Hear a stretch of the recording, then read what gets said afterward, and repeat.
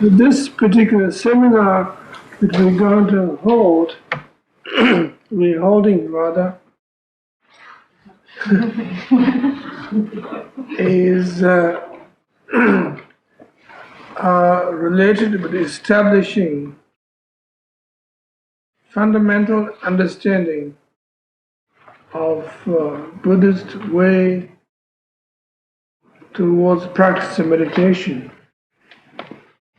That no doubt a lot of you audience here have been here for a long time, came back here many times, and maybe some of you are new, but still I would like to re-emphasize the whole thing, that it is very important to develop a basic development in terms of meditation understanding, and it is extremely important for you to understand the fundamentals and the basics of the Buddhist way of thinking in terms of practicing meditation. It is extremely important. And work that I'm doing and we are doing is based on establishing firm ground of Buddhism in this country. That is to say that people have no misunderstandings whatsoever. And people have basic understandings to the point of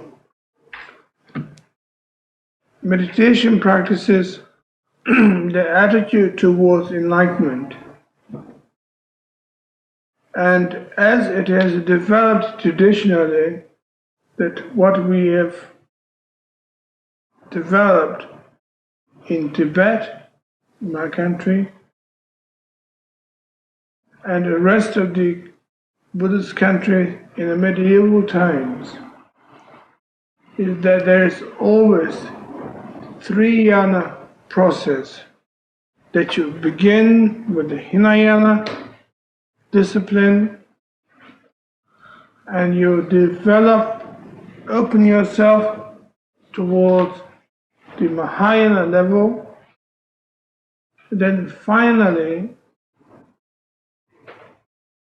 you evolve yourself into the Vajrayana discipline.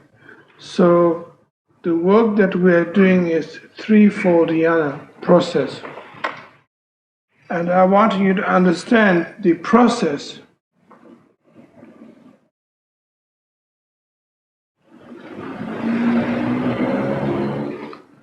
This particular process is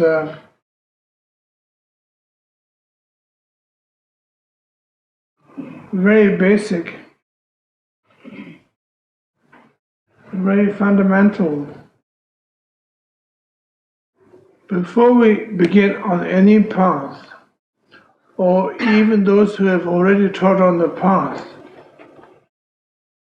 need to re-examine their journey. So it is highly important to begin at the beginning, or rather than starting halfway through without beginning,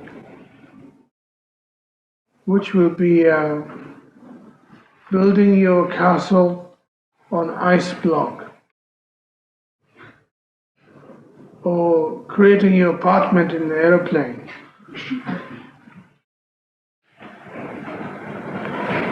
Topic of tonight's and the rest of the seminar is being mindfulness and awareness, which is the basic heart of a Buddhist approach. According to the Buddha, no one can attain basic sanity and basic enlightenment without practicing basic meditation Either you may be highly confused, or else you may be highly awakened, completely ready for the whole thing, or you are emotionally disturbed, you experience a sense of claustrophobia of your world,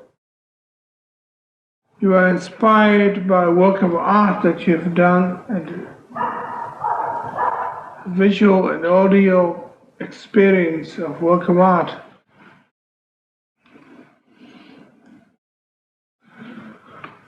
Whatever. We are fat, thin, big, small, intelligent, stupid, whatever we are, that always there's only one way, which is unconditional way, unconditional path. That is to begin with the practice of meditation. That is the and only way to practice of meditation. Without that, there's no way out or there's no way in. Practice of meditation is regarded as the way of unmasking ourselves, deceptions of all kinds, and also practice of meditation is a way of exuberating subtleties of intelligence that exist within us. Meditation sometimes plays a role of playmate, experience meditation, and occasionally it plays the role of a devil's advocate, of fundamental depression. Sometimes it acts as encouragement of birth. Sometimes it acts as encouragement of a death. However, the mood might be entirely different at the different levels of state of being, of emotions, experience of individuals, whatever. But fundamentally, according to the Buddha, Shakyamuni Buddha, there's no doubt, none whatsoever, that meditation is the only way that we could begin our beginning on the spiritual path. That is the only way, the way. And that is why it is called the truth.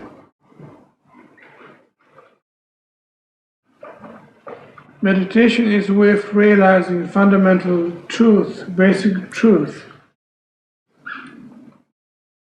that we can discover ourselves, we can work on ourselves. That the goal is the path and the path is the goal.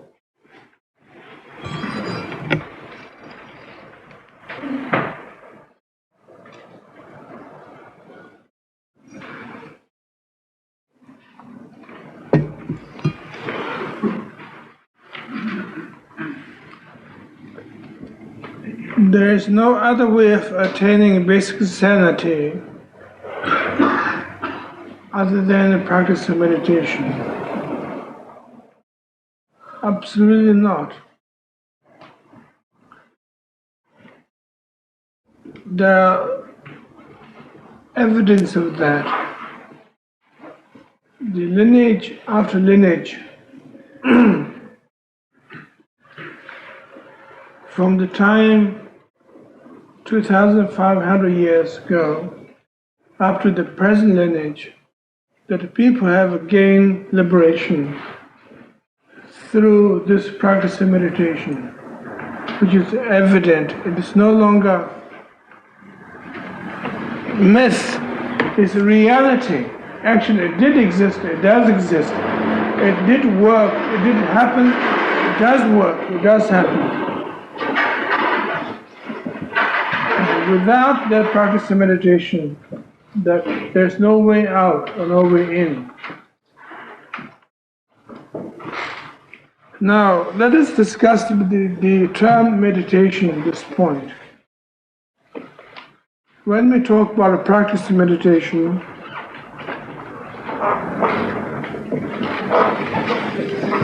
we are talking about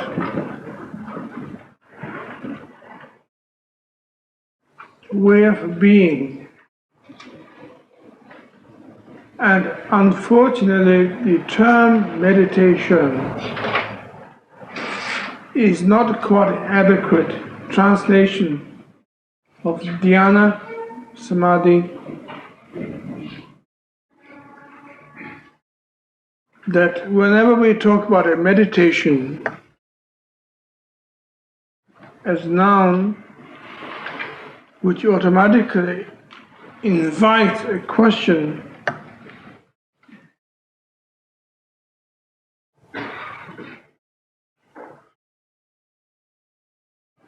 that noun should be qualified by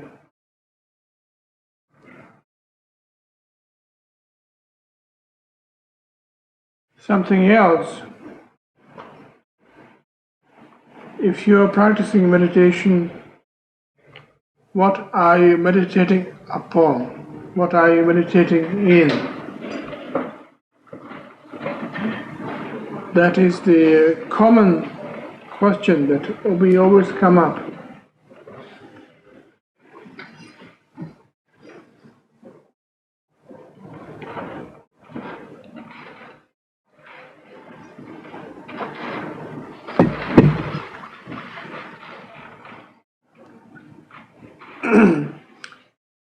According to the Buddhist philosophy, there's no verb to meditate, just a noun. Meditation, but not meditating. You don't meditate, but you be in a state of meditation.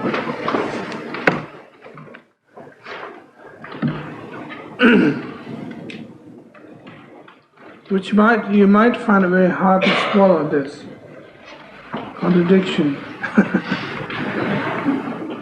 We have a linguistic problem, grammatical problem here. According to Buddhism, meditating is not part of the Buddhist vocabulary, but a meditation is part of Buddhist vocabulary.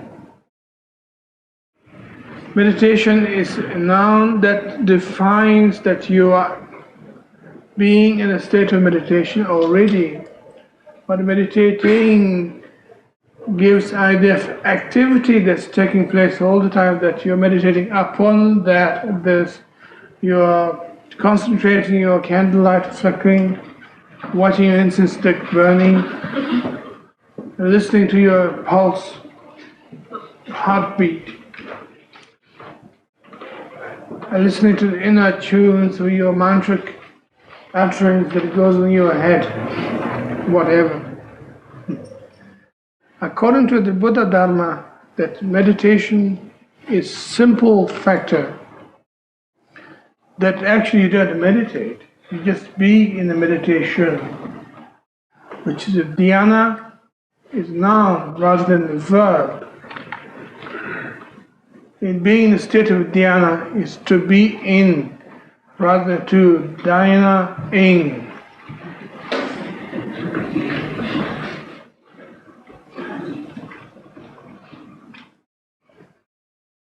And meditation, in this case, is no object, no purpose, no reference point, but simply individuals will take discipline on themselves, not to please God or the Buddha,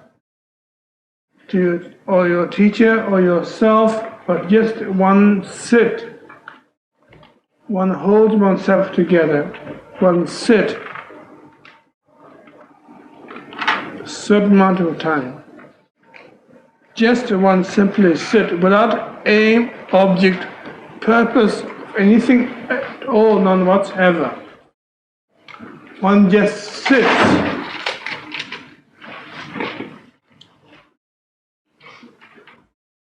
And you might ask, then what you do if you sit? Shouldn't one be doing something if you sit? Or are we just sitting there hanging out? Well, it's the difference between sitting and hanging out. As far as American idiom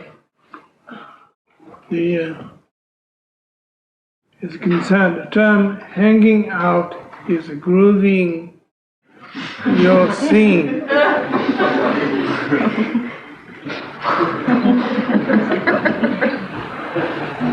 And sitting is just being there like a piece of rock. This used a coffee cup sitting on the table. Piece of rock.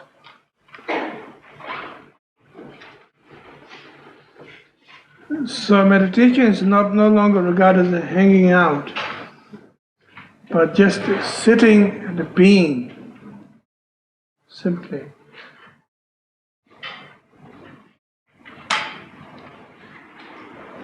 Often a lot of questions come up saying that, what hell I'm doing? This. Behaving like an idiot. Just sitting.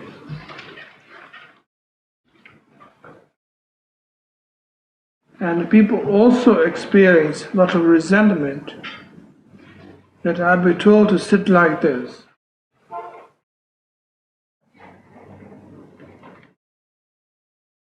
To the point that somebody's making fun of me, taking advantage of me, my idiotness.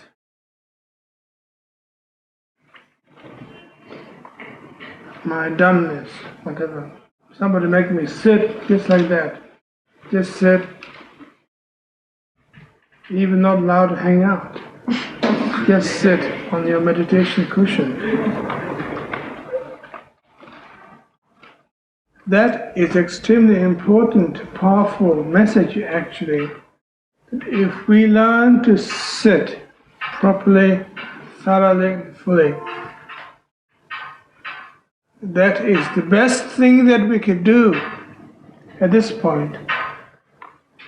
If you look back at our history of our life since we were born, since we've been to school,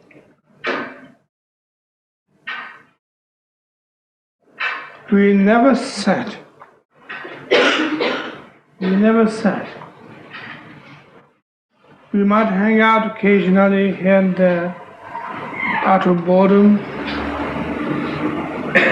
feel sorry for ourselves, feel bored, preoccupied. We hang out occasionally, street corners, in the sitting room, watching television, whatever, chewing your chewing gums, hang out occasionally. But we never sat. We never sat like a rock. We never did.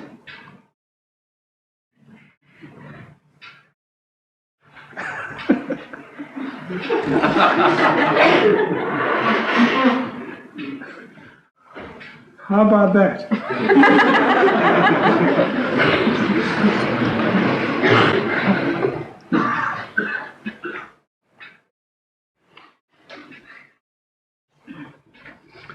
Here, in our first experience in our life,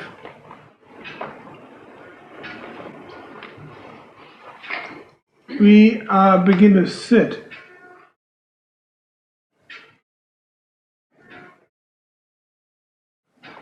But not hanging out or perching. But we're actually sitting on the ground on meditation cushion. That is to begin with. Let I learn to discuss about the techniques, how you sit. But before we discuss the techniques, the very merit and punya, the merit and the sanity and the wakefulness that you're going to gain out of this, just simply willing to sit like a peaceful rock, is fantastically powerful. It overrides atom bomb.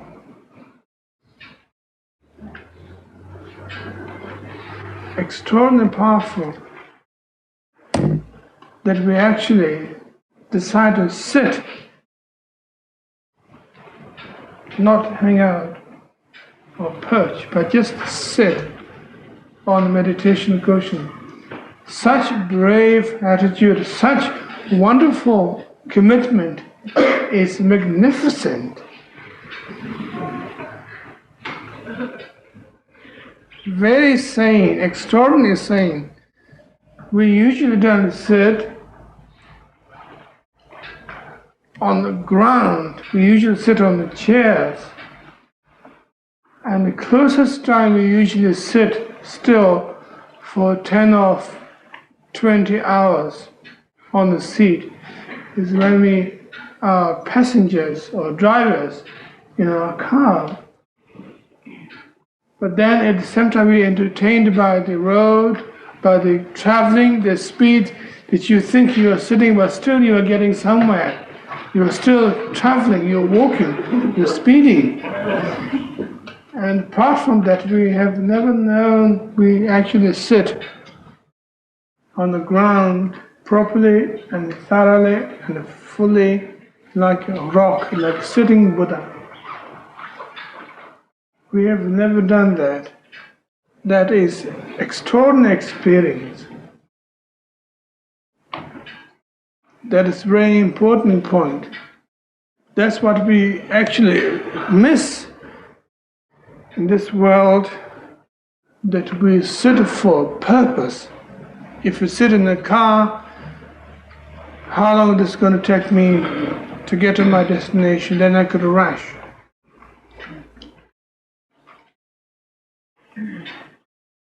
Counting mileage, speed of our car, speedometer.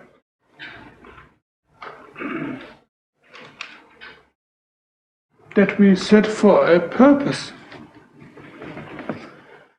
But a very interesting point is nobody had experienced that you can actually sit on the cushion without any purpose, none whatsoever. Is outrageous.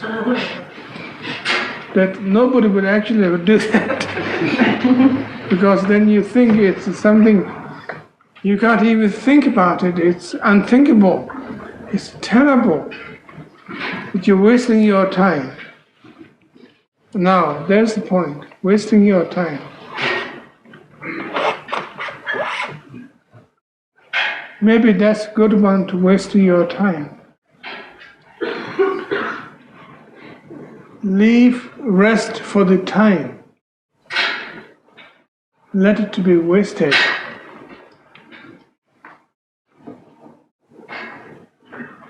Creating a virgin time, uncontaminated.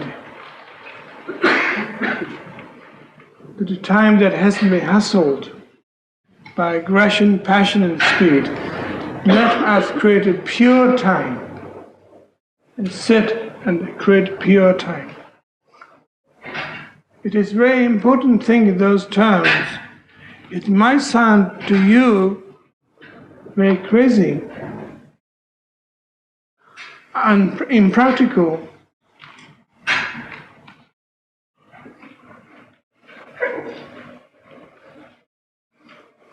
But it is very important to think in terms of that sitting practice is a revolutionary idea to the Westerners, but as far as Buddhists are concerned, according to Buddha, that he did it, Buddha did it 2,500 years ago. He sat and he wasted his time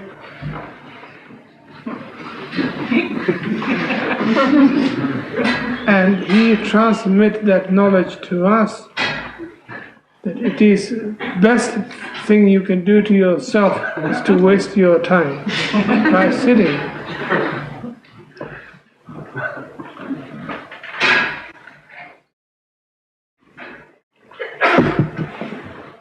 Sitting practice is extremely important. So before we discuss the details of techniques, how we're going to do it, but the very idea of aggression and passion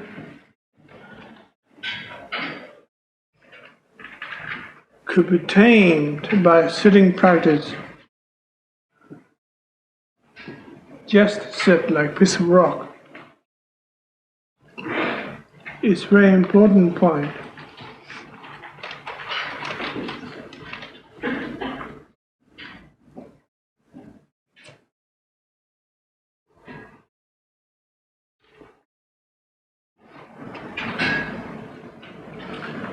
I suppose we could discuss the techniques about sitting practice tomorrow, probably. Thinking that everybody is going to be here, participation of the seminar this weekend. So I don't want to overcrowd your mind, but I want you to think the importance of wasting time and sitting, slowing down, becoming like a piece of rock. It's the first message of Buddha. Developing basic sanity is one of the most important practices of all. And my particular lineage called Kagyu tradition, or Drugyu, which means the follower of the sacred word, Kagyu. And Drugyu means follower of the practicing lineage. That we've been known for this particular emphasis on the practice. And it is extremely important to realize and we have produced, my lineage has produced millions of sane people in the past, at present as well, evidence of that.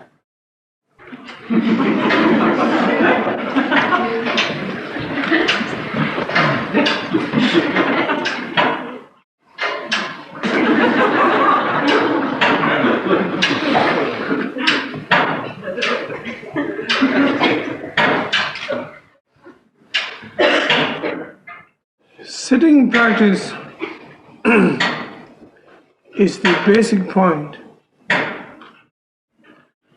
before we embark on any spiritual disciplines at all, particularly with the Buddhism.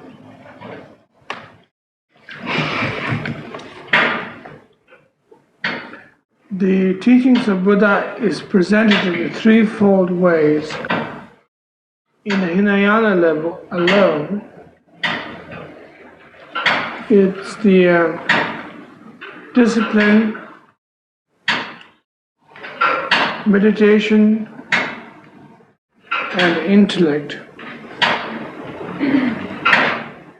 Shila, Samadhi, Prajna. And before we begin every Shila, discipline of any kind that we have to learn to slow down. That is one of the basic disciplines of how to be, learn to behave in a Buddha-like way, is the sitting practice. And out of that, then we develop samadhi and knowledge, prajna. So before we learn our ABCD,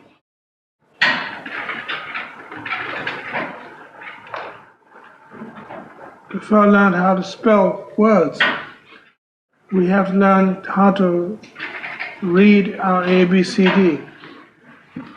So that seems to be one of the basic points, is actually being and willing to accept that boredom of sitting, willing to relate with that particular sanity, which is unconditional sanity, which has nothing to do with trying to fight against warfare toward insanity, trying to exercise them, but to fundamentally, basically trying to be as simple as what we are, which is one of the basic fundamental point, according to the Buddha.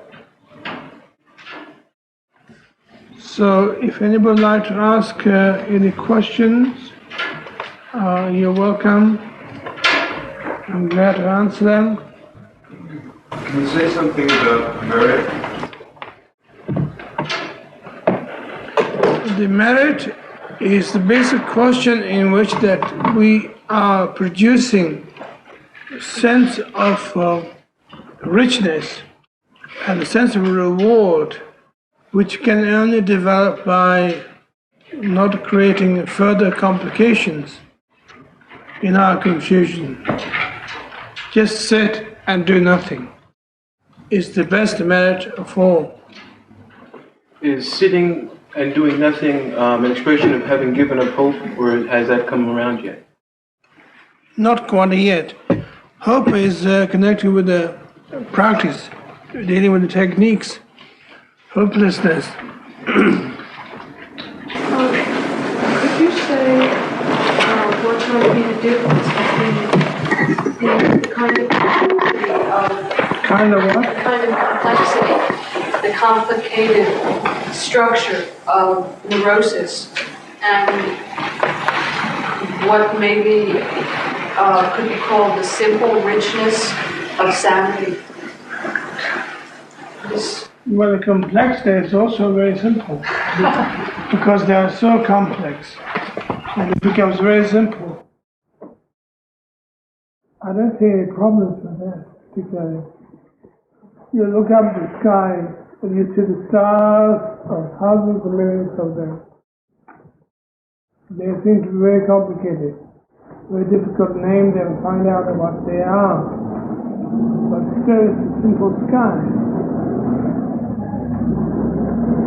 Same thing. Confusion and complexity is an expression of simplicity.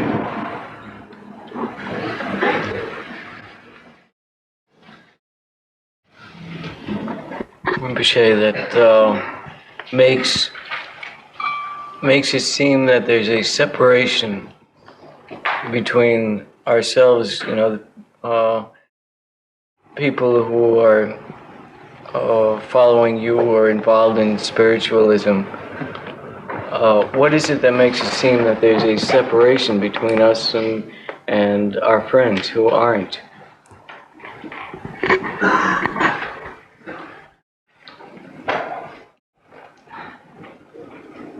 I suppose you could say that the question of indulgency,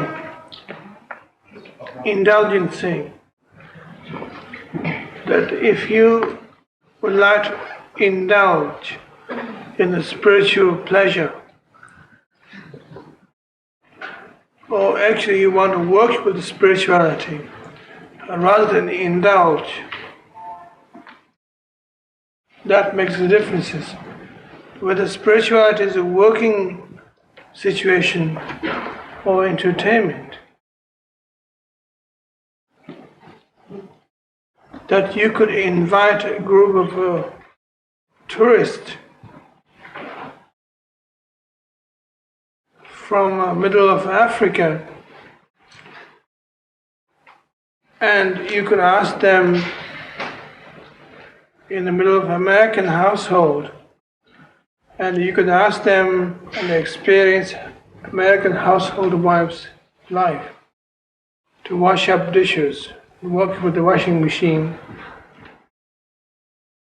the dryers, clean up the apartment. To them, it is excitement. But for the point of view of ordinary American householders, working with the washing up dishes and working with a washing machine dryer is daily routine. In fact, it's hassle. It depends how you view the whole situation. But how do you explain when people demand of you explanations of what you are doing or why you are doing what you are? They have to experience it. I mean, there's no need on your part to I don't mean to try to necessarily to try to excuse yourself or to justify, what you're doing, but just to explain. Well, you could do it very simply, without any complications. And the philosophy becomes a problem there. Experience becomes more important. And if they don't understand, then it's not your problem? Is that what you mean? It could be your problem as well.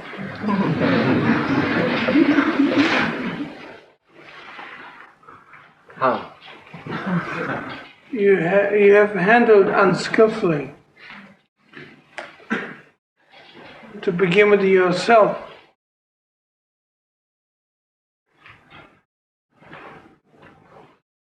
We can't pass the buck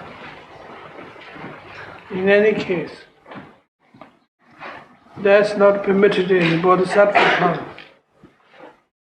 That actually is the fundamental meaning of taking Bodhisattva vow, is that you promise that you don't pass the buck. That you're going to work on yourself, deal properly, thoroughly and fully.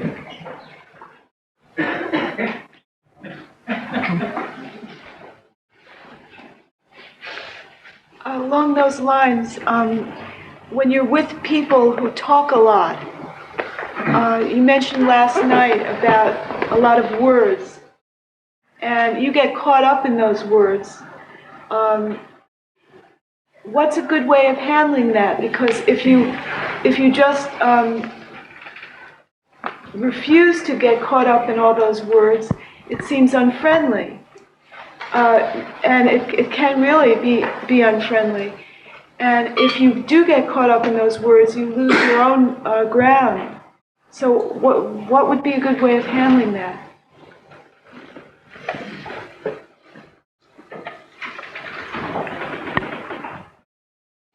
I think the whole point is not how to come on to other people, but how to relate with yourself to begin with. You see, if we try to work on how we could come on the best and beautiful, seductive and non-ego way, we could find out all kinds of ways, we could talk about it, but still somehow it is conditional. It's not unconditional at all, that we are still employing technique, strategy, that we have to be clean outside, but still inside at the same time. That if we're going to work with ourselves thoroughly and fully, completely, we don't need policy anymore, that we just come on as what we are. And there's no policy of how we should handle ourselves, which is in itself is the voice of paranoia, that you don't have enough, so therefore how should you present somebody as if you had enough, which has become, it's a problem. And incompetent, you are somewhat short of your cash, your input. So its caution is that start with oneself. Basically, that the rediscovering your own richness seems to be the basic point. It's no question of how you come on, this question how you come onto yourself. And that says a lot. It goes a long way. It's a 25 years project. I have a question about passing the buck. The discipline of sitting seems very comforting to me because it tells me what to do. And then I get up from my sitting practice and I light a cigarette. And I would like a rule, a discipline that tells me I should not light the cigarette, as I'm told I should sit. And I'm always in confusion about where rules are given or where a suggestion for discipline is given and where it's withheld or where it isn't presented. Well, rules and regulations are no longer regarded as homemade recipes. But the rules and regulations that are developed according to the Buddhist tradition are extremely official and efficient, and a very powerful one. That it is no longer that it is a domestic problem anymore if you can't keep up with your disciplines, rules, regulations. But the rules and the regulations are fundamental openness.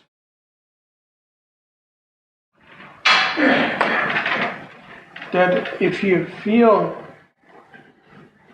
something is wrong, lighting a cigarette,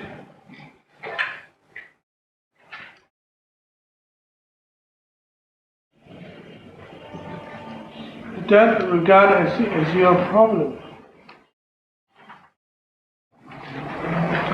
Or for that matter, having sexual fantasies in the middle of your sitting practice.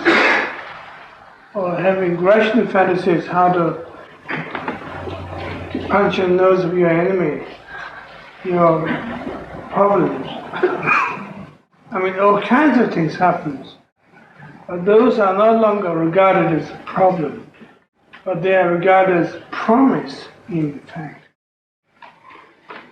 Those are the only working basis that we have. Those are the only working basis that we have in our practice of meditation. Without those, we are completely sterile, completely cleaned out by Ajax. Like hospital corridors, no place for germs. And the path, when we talk about the path, the Dharma, path of the Dharma, Dharma Marga, is that we have path which provides all kinds of problems, obstacles, and we work along with those. Without that path, that we will fall asleep. Supposing highways are without any bend and completely like a Roman road, one shot there straight, from New York to Washington straight, 100% straight. And the driver is going to fall asleep. Because of that, they're going to have more accidents than having bends around it. The road signs here and there. It's a personal experience. And one should take delight on those little things that goes on in our life. Obstacles, seductions, paranoias, depressions, and the openness is all kinds of things happens. And that is the content of the journey.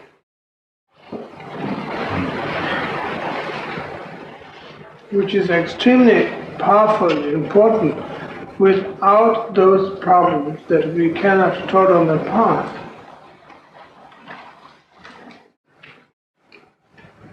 we should feel grateful that we are in the samsaric world, so that we could trot on the path, that we are not sterile, completely cleaned it out, that the world is not taken over by computerized system. There's still room for raw and rugged roughness all over the place. Good luck. Friends, probably we should stop our meeting tonight here. There's